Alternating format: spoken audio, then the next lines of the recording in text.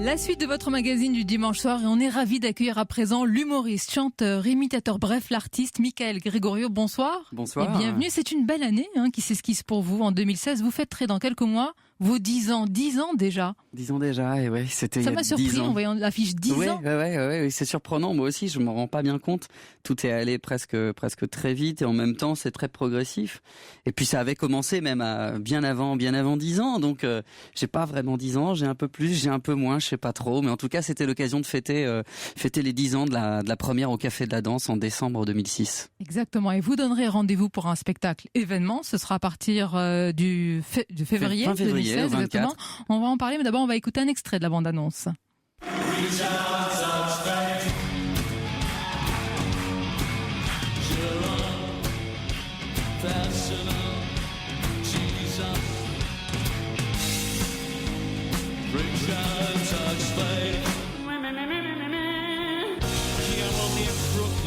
Down in traffic, right next to the no road, but I'll be here forever. Nigga, I was spiked out, I can treat a referee. Tell by my head of juice that I'm most definitely came from.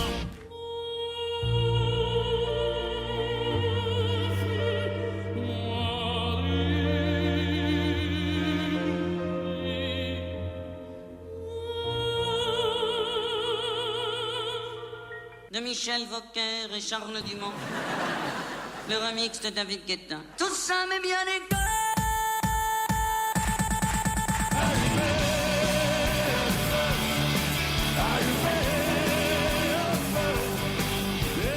Un spectacle, événement, Michael Gregorio. On reconnaît les meilleurs moments de vos spectacles. Est-ce qu'on aura droit à de nouvelles voix de chanteurs? C'est souvent la question qu'on pose. On en veut toujours oui, plus. Évidemment, avec plaisir. Évidemment, il y aura des nouveaux personnages, il y aura des nouveaux numéros. Il y aura évidemment les meilleurs moments des 3 précédents spectacles, mais on va pas se priver de nouveautés, évidemment. Votre passion, ça reste vraiment la musique. Toujours pas, il y en aura pas des imitations de politique. Non, pas de politique. Peut-être quelques clins d'œil parlés par-ci par-là, mais non, c'est vrai que c'est pas quelque chose qui m'a intéressé. Alors, en tout cas, sur scène, après en tant que spectateur, moi ça me fait plaisir d'entendre Nicolas Canteloup ou Laurent Gérard et imiter. Enfin, c'est pas quelque chose qui ne me plaît pas, mais en tout cas, je suis pas à l'aise dans ça. C'est pas quelque chose qui me branche sur scène, en tout cas. Les artistes, les chanteurs que vous imitez, je crois qu'ils viennent parfois vous voir. C'est le cas, je crois, de Grand Corps Malade et Vincent Delerme. Oui, ils sont venus. Alors, Grand Corps Malade, c'était il y a très longtemps. C'était au Café de la Danse. Vincent Delerme, c'était au Bataclan.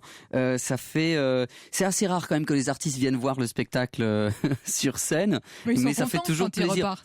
Oui, faudrait leur demander. Mais généralement, la rencontre se passe bien. Déjà, de faire cette démarche, de venir me voir sur scène, c'est déjà très sympa. Ça ne peut que bien se passer.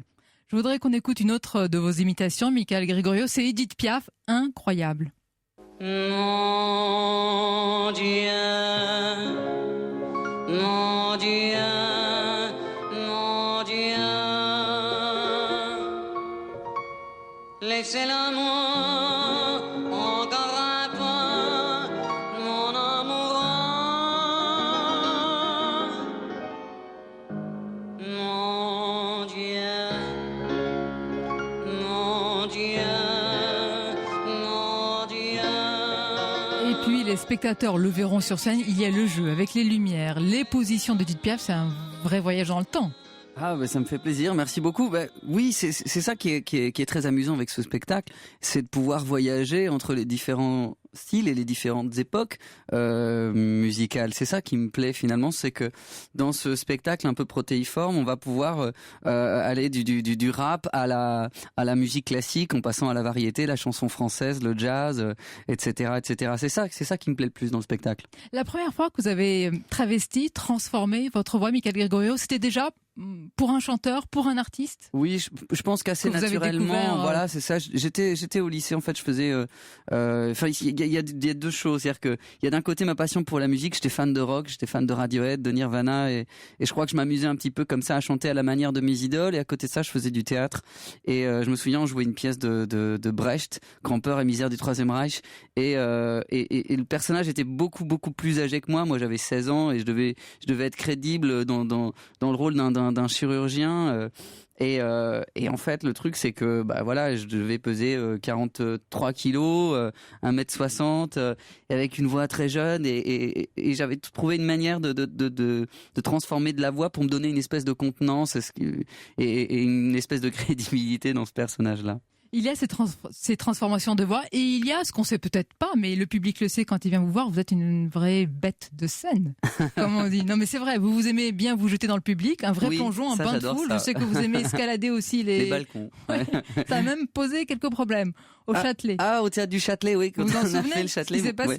Oui, en fait, moi j'ai l'habitude effectivement, je me jette sur le public me porte et généralement j'essaye de me mettre debout sur les gens et d'attraper le bras d'un spectateur au premier balcon et d'essayer de me hisser au balcon. Et évidemment au Châtelet il y a quand même de jolies moulures et on m'a dit de faire très attention. On a cru que j'avais cassé une moulure, heureusement ça a été filmé et la moulure qui était cassée, je ne suis pas passé par là. Ce n'est donc pas moi qui ai cassé la moulure du Châtelet. Alors l'autre grand souvenir, c'est la grande performance que tout le monde connaît, qu'on a tous en tête, c'est l'imitation de la guitare, bien sûr avec votre voix. On écoute.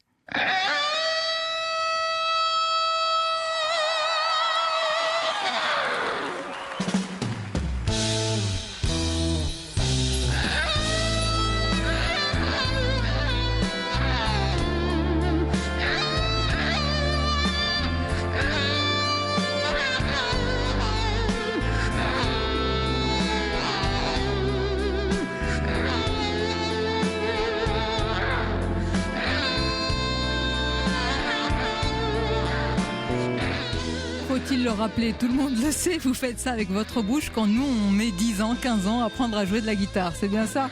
Oui, mais moi aussi je mets 10-15 ans à apprendre à jouer de la guitare. C'est plus rapide. C'est parce que justement voilà, j'ai trouvé une manière plus facile d'en faire. Ouais. Alors la grande tournée, elle démarre par quelle ville? Lille, voilà. Et ça passera ensuite par Pau? À Pau, chez moi, bien sûr. Pau, ça évoque beaucoup de choses. C'est votre famille qui est là-bas, tout à fait, je les embrasse, sans doute qu'ils nous écoutent. Tout a commencé là-bas? Alors, pas tout à fait. Ah, les 10 premières années de votre vie, quand même. Sont là-bas, exactement. Mais je faisais pas beaucoup de spectacles. C'est plutôt né en Lorraine. Un peu plus tard, du côté de Verdun, dans la Meuse, à Étain, exactement. Là, j'ai commencé les spectacles là-bas. Chargé d'histoire, d'ailleurs, ça me fait penser, 2016 sera peut-être aussi l'année pour vous du cinéma et de la fiction. Votre interprétation et votre rôle incarnant un réserviste de 14-18 dans Les Fusillés, la fiction historique de France 3 a beaucoup séduit. Ça peut être un retour, une suite? Il se passe pas, je pense pas qu'il y ait une suite sur Les Fusillés, en tout cas pour mon personnage, sans vouloir raconter la fin. Ça, je crois qu'on l'a compris, mais peut-être une suite dans le cinéma, la fiction. Ça par contre avec un immense plaisir, pas de projet très concrètement, il n'y a pas de projet. Maintenant, il y a des choses qui se montent. Après, qu'est-ce qui se fera, qu'est-ce qui ne se fera pas, on verra bien, mais je l'espère énormément. Bon, mais c'est toujours à l'affiche, c'est le grand spectacle. Encore un son, Michel Berger. Derrière les barreaux, pour quelques mots, il pense si fort. Dehors, il fait chaud. Des milliers d'oiseaux s'en vont sans effort. Mais quel est ce pays où frappe la nuit? Voilà, Michel Berger, un chanteur populaire, évidemment, ça nous fait tout de suite penser également à Delpech, Michael Grégorio. Je crois que vous l'avez jamais imité, mais c'est une voix, un chanteur populaire qui nous inspire tous. Ah oui, évidemment. Quel grand chanteur populaire, évidemment. Vous ne pensez pas à reprendre J'avais déjà essayé, je n'y étais pas arrivé. Je peux toujours essayer de Comment ça se fait que vous butez sur certaines voix alors que d'autres sont parfois beaucoup plus complexes? On pense à Edith Piaf ou d'autres. Tout à fait, mais parfois, ça ne s'explique pas. C'est des choses qui sont extrêmement subjectives. Parfois, je vais trouver quelque chose et puis je vais pas trouver la bonne chanson. Je vais pas réussir à le tenir sur de la longueur. Parfois, il y a rien qui accroche, mais on a une idée et parce qu'il y a le travail vocal, mais il y a aussi le travail d'écriture. Et parfois, l'idée est plus forte que la voix et le personnage trouve sa place au sein du spectacle. Et puis là j'ai rien trouvé pour le moment. Vous avez quand même beaucoup de choses. Vous avez trouvé avec un mélange des générations avec les boys bands des années 90. C'est le grand retour. Alors, Vous étiez pas fan, si, non? mes sœurs étaient fans, mais moi j'ai un petit secret assez inavouable, mais j'ai eu une période, ça a pas duré longtemps quand même, mais un peu Spice Girls quand même. Moi j'ai eu 10 ans dans les années 97. C'est difficile à imaginer là en vous regardant. Ouais, effectivement. Mais je m'en suis bien sorti quand même. Michael J'ai Grégorio, survécu. 10 ans de scène déjà. Est-ce que vous vous imaginiez il y a 10 ans? Il y a 10 ans jouer, attendez, au Châtelet, Bercy, dans les plus grandes salles. Depuis le Café de la Danse en 2006, l'eau a vraiment coulé sous les ponts. Franchement, j'imaginais pas, je n'imagine pas le théâtre du Châtelet, je pense évidemment la centaine de dates au Bataclan, les festivals de rock. C'était un moment très émouvant, le Bataclan, vous en aviez parlé, oui. Oui, bien sûr, évidemment, et voilà, là, Bercy, effectivement. Non, je pensais pas. Déjà, le Café de la Danse, l'Européen, c'était quelque chose d'assez énorme pour moi. Qu'est-ce qui vous a fait, plutôt vous avez fait prendre conscience de ce talent, de cette voix? C'est les copains au lycée. Ça a été vraiment un déclic. Je m'enregistrais et puis voilà, je m'enregistrais, je faisais écouter dans le bus et voilà l'entourage. Le premier entourage, c'est les amis, c'est la famille, etc., etc. Ouais. Et aujourd'hui, les producteurs qui vous accompagnent depuis toujours, ce sont les mêmes qu'on connaît. Oui, bien sûr. Laurent Ruquier produit toujours le spectacle. Ce sont les mêmes musiciens. C'est aussi l'histoire de nos 10 ans. C'est les mêmes techniciens. C'est une équipe qui a évolué, qui a grandi au fil des années, mais ça reste la même équipe. Ouais. Qu'est-ce qu'on peut vous souhaiter pour 2016, Michael Grégorio, pour terminer? Que ça continue, que ça se passe bien, plein de belles choses. Et puis moi aussi, je vous souhaite ça. C'est très gentil. On était ravis de vous recevoir. Merci. Merci beaucoup, Michael Grégorio, d'avoir été notre invité. Vous fêtez donc vos 10 ans de scène. Je rappelle que votre spectacle événement démarre le 24 février prochain. Merci encore. Merci à vous. Dans quelques instants à suivre, c'est Europe 1 Soir. C'est avec François Claus. Mais d'abord, il est bientôt 20h sur Europe 1. On va faire un nouveau point sur l'actualité. Et c'est tout de suite avec vous, Laurence Dezelay.